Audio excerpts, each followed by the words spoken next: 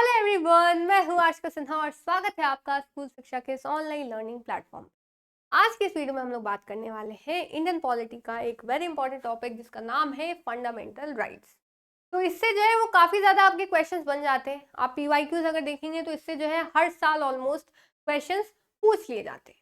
तो किस तरह के क्वेश्चंस आते हैं? जैसे फंडामेंटल राइट्स पे तो बहुत सारी चीज़ें आती हैं, केसेस आते हैं, है ना, फिर आर्टिकल्स आते हैं, और भी चीज़ें आती हैं, जैसे इसके कैरेक्टरिस्टिक्स से भी क्वेश्चन पूछ दिया जाता है, कुछ एक्सेप्शंस होते हैं उससे भी क्वेश्चन पूछ दिया जाता है। तो ये बहुत कह सकते हैं ब्रॉड टॉपिक है। लेकिन अगर आपके एग्जाम की बात करें तो आपके लिए सबसे इंपॉर्टेंट हो जाते हैं आर्टिकल्स। कितने आर्टिकल्स के बीच में क्या क्या चीज़ें लिखी गई हैं और भी सारी चीज़ें जो भी उसके अंदर इंक्लूडेड है। ठीक है, तो स्टार्ट करते हैं यहाँ पे क्विक वे में हम लोग लर्न करते हैं सारे फंडामेंटल राइट्स को। तो फंडामेंटल राइट्स आता कहाँ से कब है? तो फ्रॉम आर्टिकल 12 टू 35। ठीक है, जो पार्ट 3 है इंडियन कॉन्स्टिट्यूशन का, उसमें फंडामेंटल राइट्स आता है। तो चलिए इसको देखते हैं, इसको कंटिन्यू करते हैं। अगर बात करें तो हमारे पास कितने फंडामेंटल राइट्स? ठीक है, जैसे fundamental rights in the Indian constitution are essential for safeguarding individual liberties and ensuring a democratic framework. तो आपको फंडामेंटल राइट्स इसीलिए दिए गए हैं ताकि आप क्या कर सके, एक मतलब एक तरह से आपको फ्रीडम मिलती कुछ करने की। ठीक है, जैसे हम लोग अलग अलग चीजें देखेंगे, आपको एक सेंस ऑफ एश्योरिटी रहती है कि आप जो अपने कंट्री में एक डेमोक्रेसी मेंटेन रहती है। तो उन सारी चीजों के लिए आपको फंडामेंटल राइट्स इंपॉर्टेंट होते हैं, इंडिविजुअल लिबर्टीज को एंश्योर करने के लिए और एक डेमोक्रेटिक फ्रेमवर्क को एंश्योर करने। ठीक है, तो जैसे हम लोग अलग अलग आर्टिकल्स की बात करें, जैसे राइट टू इक्वालिटी की बात करेंगे हम लोग। ठीक है, आर्टिकल 14 से 18 के बीच में आता है। फिर राइट टू फ्रीडम आर्टिकल 19 से 22 के बीच में आता है। फिर आते हैं right to freedom of religion article 25 से 28 के बीच में आता है। फिर आता है cultural and educational rights article 29 and 30। और उसके बाद आता है हमारा राइट टू कॉन्स्टिट्यूशनल रेमेडीज। एक और राइट था हमारा, क्या कौन सा राइट था? तो वो राइट टू प्रॉपर्टी था, जिसको आप फंडामेंटल राइट से हटाकर एक लीगल राइट बना दिया गया है। ठीक है, तो उसको समझते हैं। तो पहला आता है हमारा आर्टिकल 14 से 18 जो आता है राइट टू इक्वालिटी। ठीक है, तो सारे आर्टिकल्स को यहाँ समझते हैं। सिंपली आपको इक्वालिटी दी जा रही है कि सारे लोग जो है वो इक्वल। अब किस किस सेंस में है, अलग अलग आर्टिकल्स में आपके मेंशन है, तो इसको देखते हैं। जैसे आर्टिकल 14 में लिखा है ensures equality before law and equal protection of law. Simply ये कहता है कि आप जो है हर कोई शख्स लॉ के आगे सेम है, यानी चाहे कोई बहुत बड़ा आदमी किसी ने क्राइम किया हो या बहुत छोटा आदमी किसी ने क्राइम किया हो, दोनों को सेम सजा मिलेगी। लॉ के नज़र में सब कोई इक्वल है। वो किसी भी रिलीजन से हो, वो किसी भी कास्ट से हो, मैटर नहीं करता। ठीक है, article 15 prohibits discrimination based on religion, race, caste, sex और प्लेस ऑफ बर्थ। तो आप किसी भी तरह के होने वाले डिस्क्रिमिनेशन से आपको बचाता है, चाहे वो किसी कास्ट के बेसिस पे हो, ठीक है, आपके धर्म से हो, आपके रेस नस्ल से हो, और आपके जो जेंडर है उसके बेसिस पे, या फिर आपका कहाँ जन्म हुआ है इस बेसिस पे आपसे डिस्क्रिमिनेशन नहीं किया जा सकता है। जैसे आप किसी ऑफिस में जाते हो, आपको कह दिया जाए आप इस कास्ट से हो, तो आपको नहीं रख सकते। तो ये आपका फंडामेंटल राइट वायलेट किया जा रहा है, आपको डिस्क्रिमिनेशन आपके साथ नहीं किया जा सकता।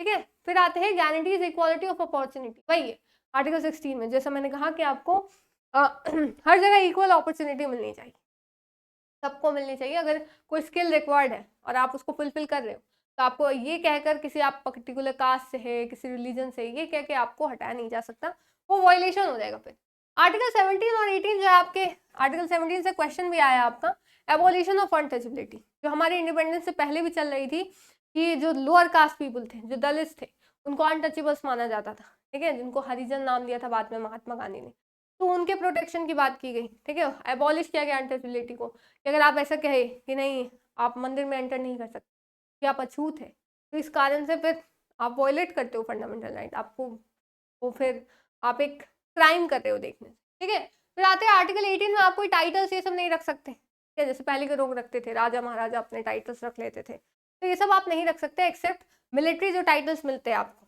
ठीक है, वो रख सकते हो। आप जानते हो कर्नल होता है, ठीक है, लेफ्टिनेंट होता है, ये सारे अलग अलग टाइटल्स।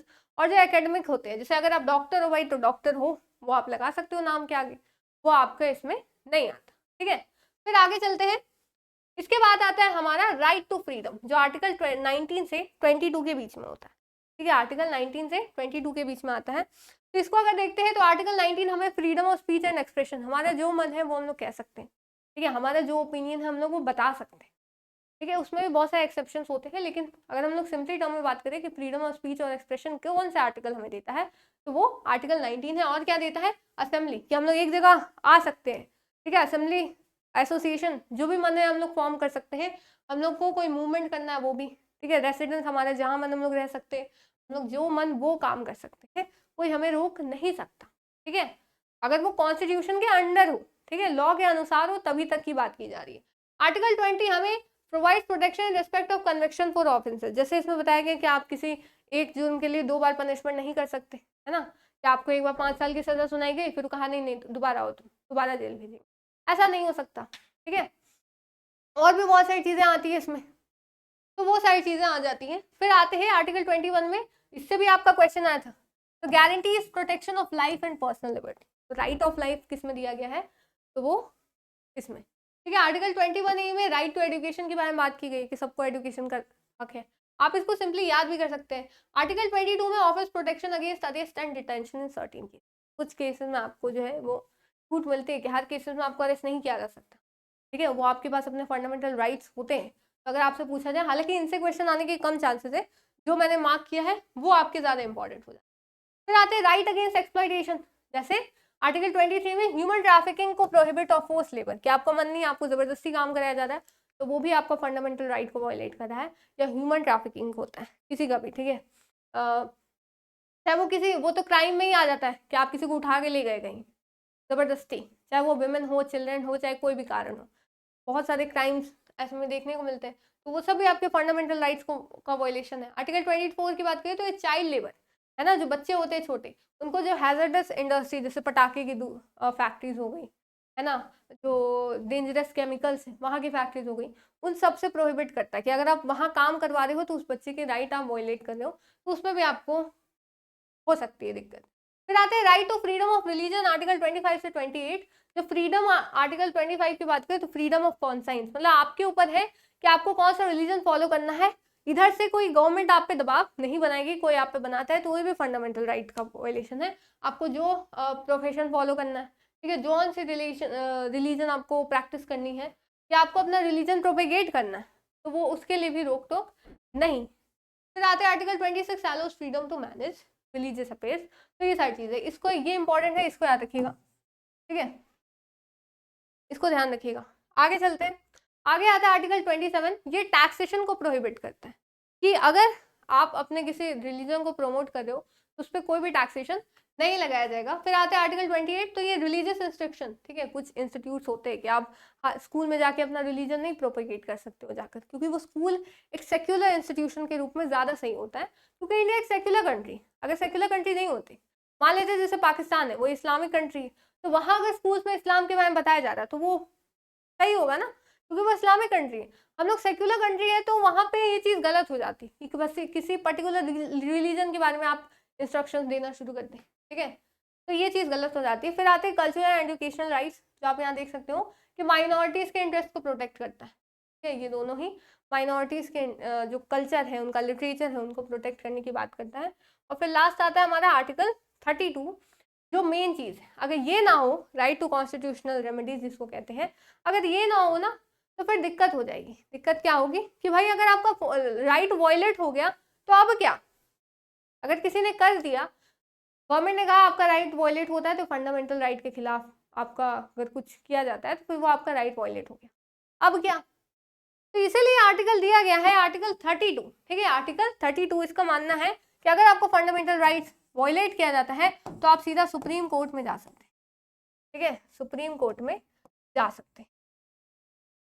तो इसी को आर्टिकल 32 कहा गया, राइट टू कॉन्स्टिट्यूशनल रेमेडीज। तो ये चीज ध्यान रखिएगा, तो जो भी इंपॉर्टेंट है मैंने वो आपको यहाँ पे बता दिया है। अब आपसे एक क्वेश्चन है यहाँ पे, उसका आंसर जो है वो आप कमेंट सेक्शन में बताइएगा कि heart and soul of Indian constitution किसको कहा जाता है।